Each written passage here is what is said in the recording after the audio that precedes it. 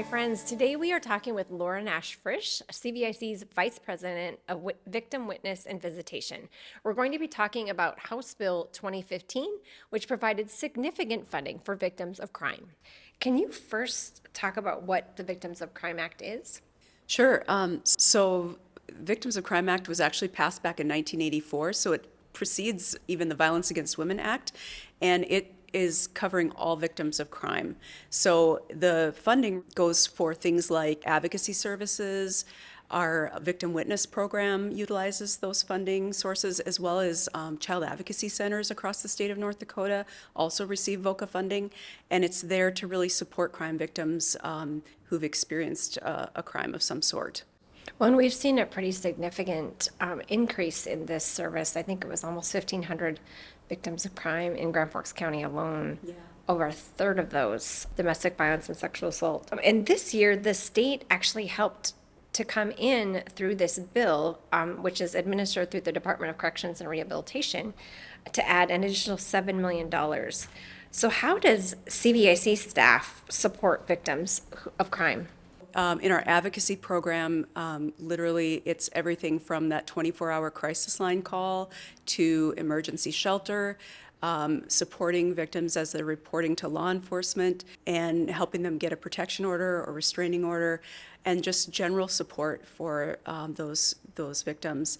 It also helps support our community response to those crimes, and so we receive some funding for that. And then in our victim witness program, that is a kind of a lesser known program at CVIC. It's the one that serves the greatest number of victims a year, and they serve all kinds of crime. So victims of robbery and theft and DUI crashes, as well as domestic violence and sexual assault. And they're there to really ensure that the fair treatment standards are being upheld in the court system, and that the victims of crime have somebody that can really walk them through the court process. Because most of us, we think of court based on what we've seen on TV. And I mean, you can wrap up a court case in a 1-hour episode, when in reality, it's not uncommon for some of these complex cases to go a year or more in the court system.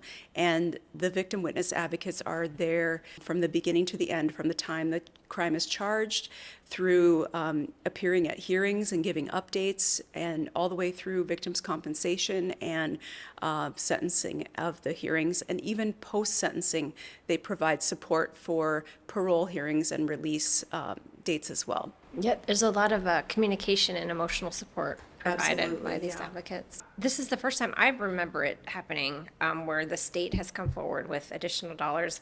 Hopefully we'll see it again. It is a one-time fund.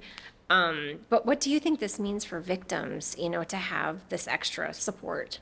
Yeah, when we learned that federal funding was dropping, and that VOCA funding, we've had that funding for 40 years. And to think about not having that stable source of funding and what we might need to cut was pretty painful to think about, and thinking about the gaps that would be left for victims if we didn't have that funding.